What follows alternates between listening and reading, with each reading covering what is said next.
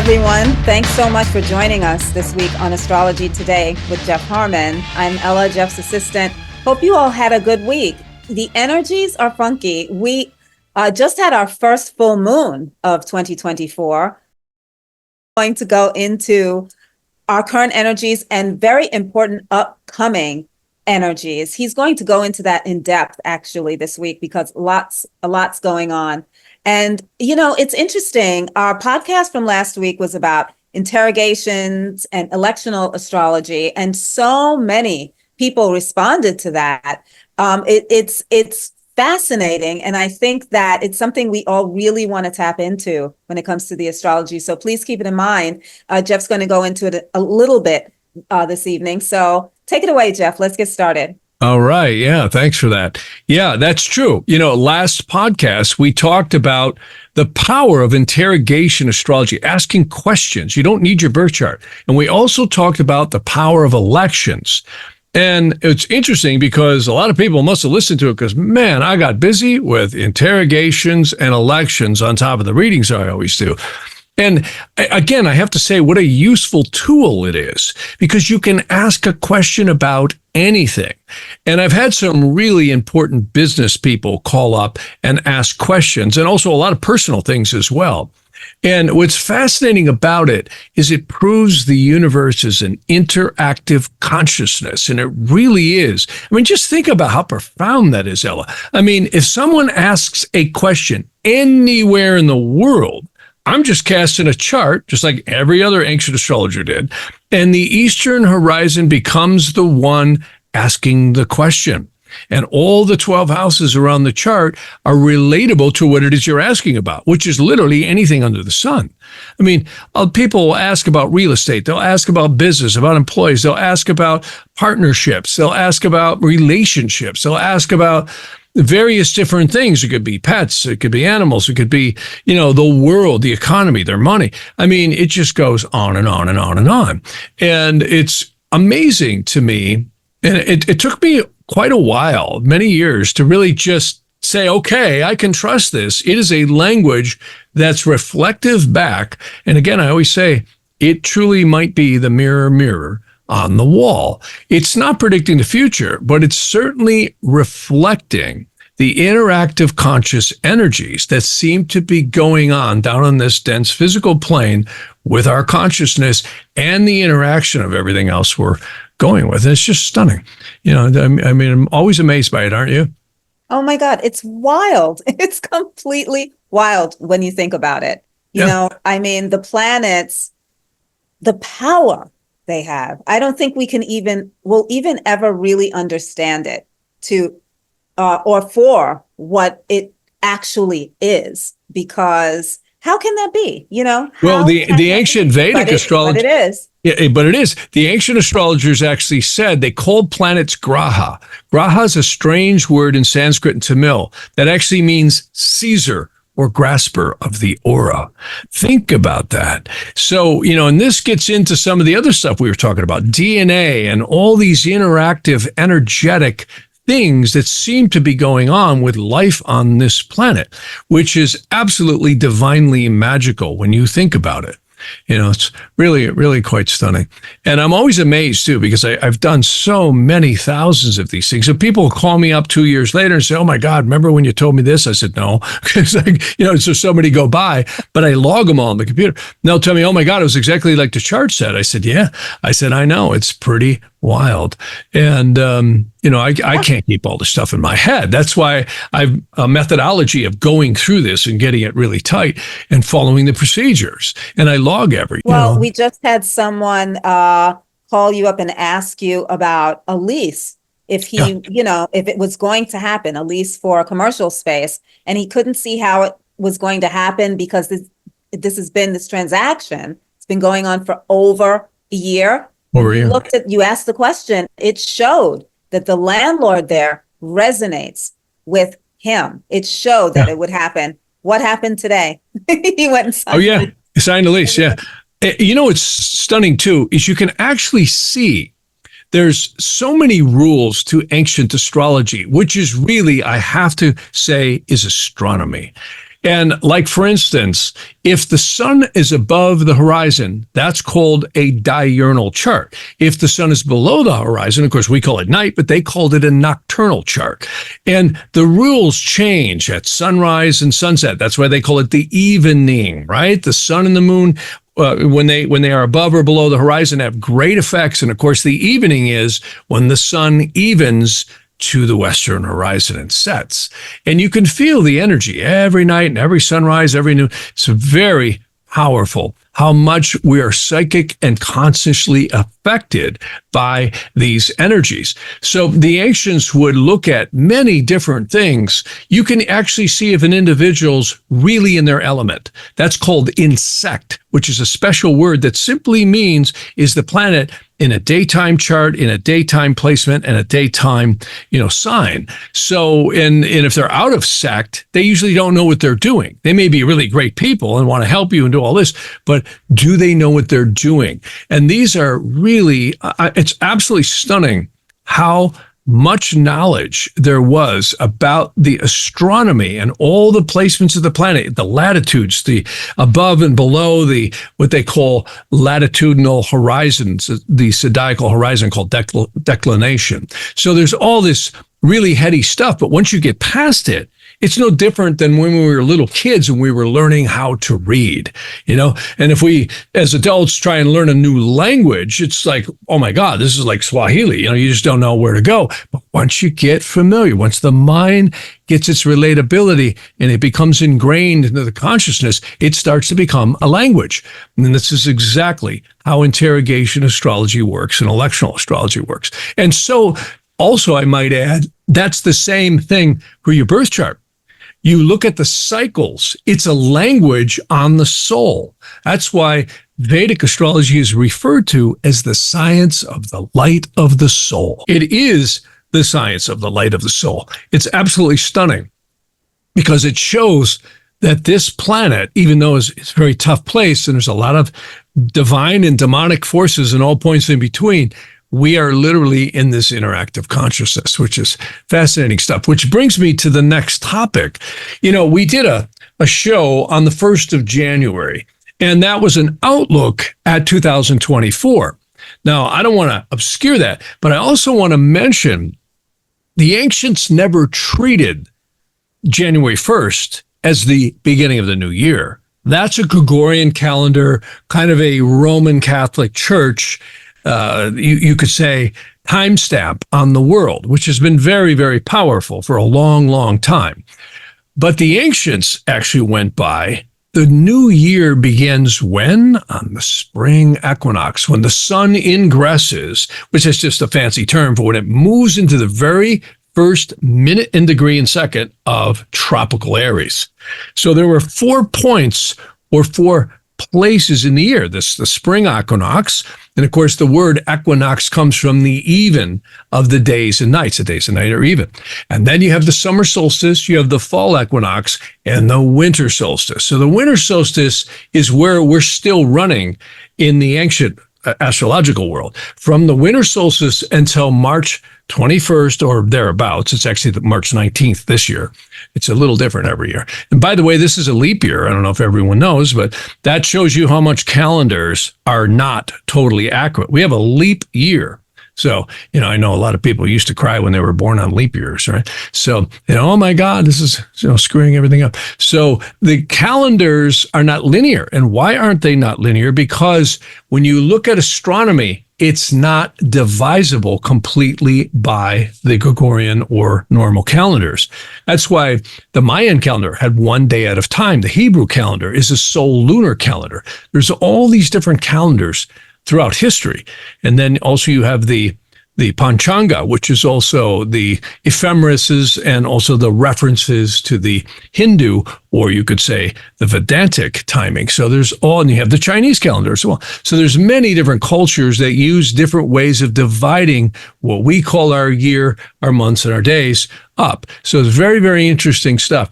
So one of the things I wanted to get into, and everybody's been asking me lately, Jeff, what did you think about that Supreme Court ruling that had happened, on Texas?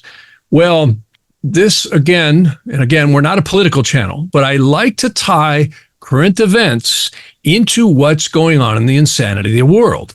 And clearly, we know everything's been going on here with the Trump and the Biden election. And of course, you've got DeSantis dropping out. Trump's been winning the primaries where he's at. And I think he's going to be the nominee unequivocally. And as I had mentioned before, I think they're going to hammer on Donald Trump like we've never seen before. They do not want that man in the White House. And who might they be? I don't think it's the Democrats, even though, yeah, they're certainly the lower level. But the owners don't want him in, at least not the ones who want the one world order. They want everybody broke, digital currency, microchips in your forehead, and of course, turn on and off your credit card if you're a naughty boy or girl. So this is where they want to go. They want the 15-minute cities. They literally want to run society. It's going to be a padded handcuff communistic world. And China certainly seems to be the model that they quite prefer. And why am I going here? Well, because now when we get back to what happened in Texas and what's brewing and happening in this country, I'm getting so many people calling me up. Every day I'm talking to people. Jeff, what do you think? My God, this is so scary.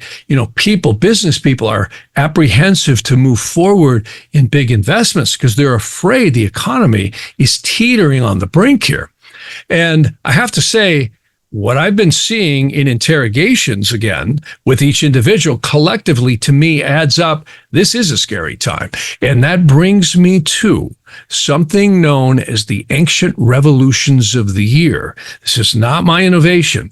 Way back and quite possibly 4,000 plus years ago, the flood of Noah, or right about that time, had happened. And we know the astrology certainly was from that time or before. I personally think one of the oldest texts ever extant in astrology was known as the Sefer Ratziel.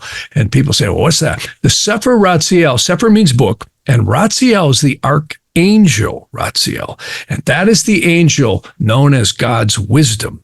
Look on the tree of life. You'll see wisdom, Chokmah, is ruled by the archangel Ratziel. And of course, we've all heard of Metatron at the very top of the tree of life. Well, the interesting story is when the war in heaven happened and the evil spirits were incarcerated and cast down, creating what I believe is the physical lower dimensions here, the human existence, of course, in the Bible, they talk about Adam and Eve and all that, right? But the early humans were so diswrought that they didn't like the physical world. And of course, I think it's safe to say a lot of us feel that way from time to time. Life gets a little tough here on planet Earth.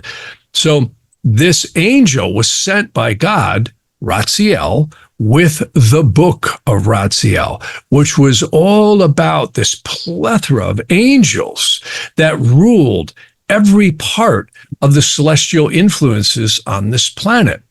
Angels would change shift at sunrise. They would change shift at noon. They would change shift at sunset, change shift at midnight. And they did it at all the ingresses of the sun into each new sign. Also the lunations of the moon, as the moon changed signs rapidly every 2.5 days. It's mind-boggling. It's way past anyone's comprehension, certainly mine, but fascinating to read, because what you deduce out of all this is, again, how can interrogation, electoral, and even your birth chart astrology work? It's because it's an interactive divine consciousness. And that book, if anyone ever wants to read it, it's quite stunning. There's many different versions of the Sefer Ratziel.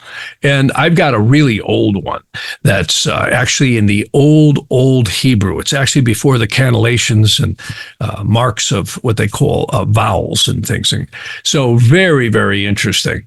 And really divine. I mean, it's clearly divine. It talks about walking paths and all this spiritual stuff and how the earth is truly a divine place of spirit being created into the physical form. So where I'm going with all this, not to go too far down the rabbit hole here, is what does it look like if we get rid of the Gregorian calendar and start looking at the ancient systems of astrology, which is, again, the equinoxes and solstice points? Well, gotta say, folks, it looks like trouble. And isn't that interesting? Domestic trouble, not only for the United States, but in other places. I was just on the phone today with a friend in Europe and a dear friend and client, and he was telling me how dangerous it is in Italy right now. They're flooding the border. And who is they? It's all these military-aged men, young age, from 18 to like 28, 30 years old, that are flooding the border. Same thing that's happening here. In fact, there was a newscast yesterday. If I can find it, I'll put it on here. But they actually interviewed a guy coming across, and he was threatening, you don't know who I am, but you'll find out. And he's a terrorist. They actually did facial recognition on him. He's a terrorist. So it is true. They do seem to be releasing, and whoever they is, the UN or whoever's the handlers behind the Biden administration, are certainly shipping in some very questionable people into this country. You know, there's nothing wrong with helping people out, letting them migrate to our country, but they're not doing it legally. And some of these people clearly are not nice people, and people are dying. There's a lot of violence. There is a lot of very dangerous things brewing. Well, back to the revolutions of the years, which is this ancient astrology that talks about the cycles, not of the Gregorian calendar, but of the equinoxes and solstices, which is truly the new year begins on the spring equinox. Well, between now and then, I've cast charts on these, and it looks like trouble. And when? Well, right on the upcoming right now, on the 26th, this Friday, we have Mercury conjuncting Mars. Okay, now that one's intense right there. But the more intense one is coming up February 13th, where Mars conjuncts the planet. And again, this is what I've been saying all along. The United States is going through a Pluto return. And I should mention, too, because I forgot to mention, not only do we have the Neptune opposition Neptune happening in February, guess what? This is the commencement in the sidereal astrology of the Pluto return in the United States. That actually begins, I'll put that up here, February 21st. So not only do we have Neptune leaving the final manipulative subterfuge aspect of Neptune opposition Neptune, which if people say, well, geez, Jeff, what does it mean? Well, it's confusion, delusion, and deception. The main thing is deception.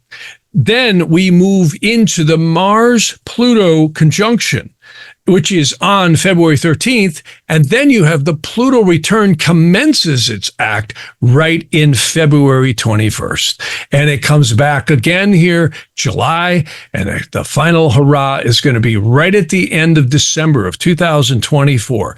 So this has never happened before on the United States. Never going to happen again, certainly in our lifetimes. It only happens every 240 to 250 years. The United States is 247 years old. Actually will be 248 this July 4th. So what does this all mean in plain English? I can tell you, we are in for a roller coaster ride. And I really believe a lot of these people coming over the border, what the solstices and equinox charts say to me this upcoming year, we're going to see some danger here. And clearly not a good time for freedom right now. And I think we're going to see a backlash by the people. What's interesting is it shows that people are really going to rise up. And that's what's kind of scary, because we're already hearing them say, well, we've got another virus on the way that's 20 times more deadly than COVID-19. Virus X. See? So what are they trying to do? Duplicate Twitter here? But, you know, it's very interesting because there has been laws that have been implemented that could give the WHO, the World Health Organization, power over our very lives. It's scary stuff. Scary stuff. Scary, scary stuff. Now, I can tell you, Mars and Pluto combinations is like flipping matches over an open can of gasoline. Things get volatile. And look at the things we have brewing. I've been hearing that one of the key states that the communists really want to get is Texas, because it has so many delegates. If you control Texas and California, they already got California. Forget having an honest election here. The bottom line is you will never see anyone in the presidency other than who they want. So this is a very, very dynamic situation here that's going on. And I heard some rumors about some of the things that went on behind the scenes with the Supreme Court that I won't mention here because I don't want to get political. But it does seem like some very questionable things were going on. And I corroborated that with psychics and also interrogation astrology. And I got to tell you, we are under duress. The United States, and I'll put this on the screen, has a Neptune opposition Neptune completing right very close to when this Mars-Pluto comes together. In fact, here, I'll show that to you. See, Mars and Pluto will actually join on the 13th, but the Neptune opposition Neptune completes in the United States right around February 3rd. So you might say, okay, great. What does that mean? Well, I can tell you right off the bat, that's a cocktail of deception. It's also a cocktail of delusion. There's a lot of very questionable actions going on and manipulation and coercion going on behind the scenes, and it's showing up in the United States chart. Now, it gets a little even deeper as we move into April after the spring equinox, and we're going to be doing a podcast on the spring equinox, and I want to kind of save some of that for that, because that's truly the beginning of the new year in the ancient astrology. So I know it's a little confusing. We always think January 1st is the new year. No, it's not. In fact, you see there's Chinese New Year's, there's Hindu New Year's, there's Hebrew New Year's. So everything is different in different cultures. The ancient stuff before humans got so concretized into their cultures was the equinoxes and solstice points as major triggers. So what I want to bring up here is April really looks like things are going to get cooking. Why? We have a Mars-Saturn conjunction, and those are called the lesser conjunctions, and that also ties up in the Vedic astrology with Rahu. So I tell people, it's really starting to get going here. And this is, again, an election year, but it's not just about Trump and Biden. This, in my opinion, is about the new one world order against sovereign nations. And I really think that's where it's going. And let's hope we can get through this. But I'm hearing some things that corroborate with what the astrology says. And I always check it with interrogation. And I think, I don't see Biden running. I really don't. I think they're going to put someone else in. I've been hearing a lot of stuff on Michelle Obama. I personally don't believe it, but I cast a chart. There's a possibility they may coerce her to get in there. So, and that's something I never thought I would see. But the last interrogation someone else asked, not me, actually said she could. They may coerce her in. Wow. And I personally don't think it's been Biden all the time in front of the camera, but we won't get into that one. But clearly, this is wag the dog here. There's no doubt about that. So exciting times coming up, exciting times. So we'll keep you posted as these things develop, especially when we get close to the spring equinox. Yeah. Anything can happen. Honestly, anything can happen any day, anytime. It really can. We should you got to live like knowing that, Yeah, you really do. Yeah. You really do. And hope for the best. Yeah. Well, sure. The astrology, let's hope we get through this early portion of February, because this is where a lot of stuff is coming in strong this next week. See, we're in the third quarter of the moon here, will be next Friday. So we just had the full moon, and now it's going into the third quarter. So the energies are strong, a lot of emotions right now. And Mars is always the planet of war. And that is going to definitely be conjoined by Mercury, and it's going to translate to a conjunction of Pluto right after right about the end of the second week of February. So very powerful stuff. The day before Valentine's Day, which is, again, the 13th. Yeah, very, very, very wild times. Very wild times. Well, thanks, Jeff. I know this one was brief, but packed. So thank you. And thank you, everyone, for joining us, as always, every week. Take good care of yourselves. Take in this full moon. I definitely feel it. And we'll see you next time on Astrology Today with Jeff.